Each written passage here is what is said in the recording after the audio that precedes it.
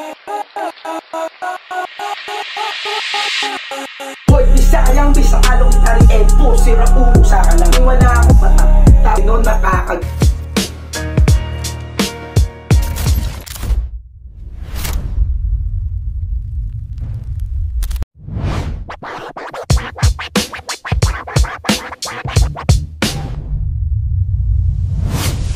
Yo, yo, yo! Grrr, para sa inyo nang galing pang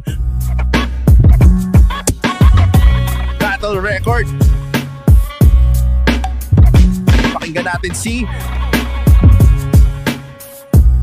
This is ACRL, tara na! Hoy, Bisayang Bisakol, napaka-boring mo kalaban.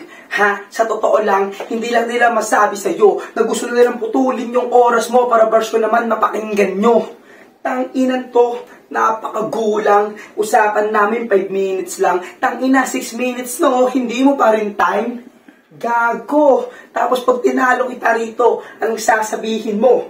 Luto yung hurado. Kesyo na bayar na pag-usapan at ako pambato. Po, sira ulo pala to. Na kahit nga magtulong-tulong na kayong lahat, hindi kayo mananalo. Baka nakakalimutan mo, nasaling pusa ka lang rito. Mas kailangan ako ni boss kaysa sa'yo, gago. Tangina, sige nga, tanungin kita. Kung wala ako, may battle ka?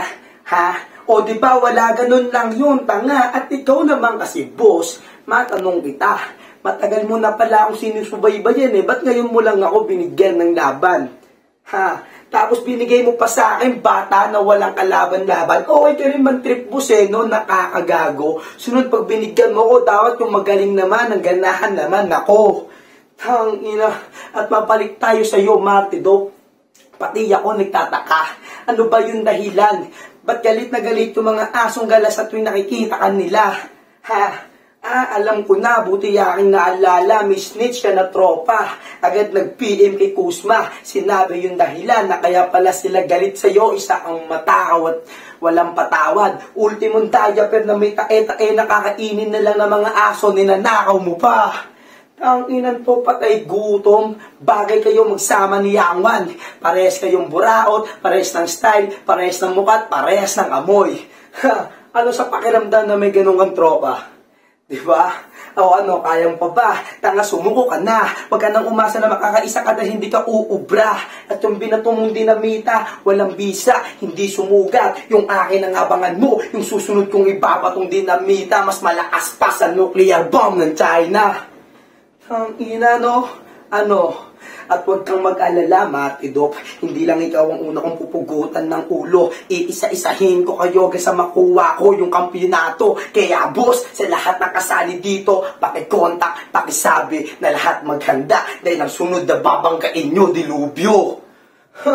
Wala kang ganon. Sa akin mo lang maririnig yun. Magpasalamat ka pa nga dahil karangalan to na makalaban mo ko ngayon. At itong ginagawa natin, hindi ko tinuturing na laban. Ito'y praktisan lamang para pagtungtong ko ng isa buhay ako na flip top. Handa na akong maipagsuwagan at sinisigurado ko yung mga dating harang dyan. Magsisitabiya pag ako dumaan. Kaya Martido, paalala, mag-isip na muna. Hindi yung tira ka basta-basta. Kakatira mo, ayan tuloy, nanay mo, nagawan mo ng linya. Tanginan to, pinagdabugan, sariling ina, di lang nabigyan ng pera kumurahin sagad sa harap ng barkada. Wala kang utang na loob at respeto. Ha? Bakit? Natanong mo ba nanay mo?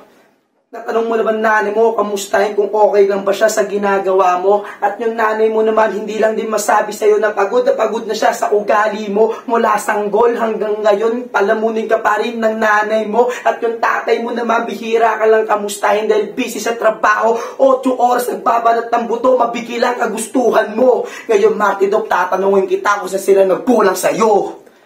Ha? Sige nga, palit kayo ng sitwasyon. Sila naman ang magpakasasa sa wala at ikaw magmakahirap nang meron lang mapapa. Ewan ko lang kung hindi ka lumuhod sa harapan ng Santo Niño at sabihin, bigay mo na lahat ng inihiling ko.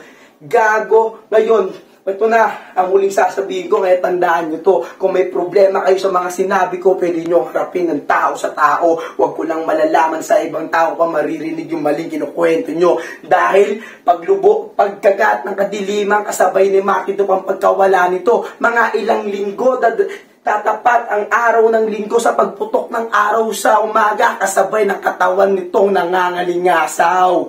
Kaya salamat sa lahat ng mga bumubuo sa ligang to at sa lahat ng mga kasali. Good luck, magtapat-tapat na lang tayo. Tatandaan nyo to, ako pala si Kusmabi na nagmula sa Batang Sitio.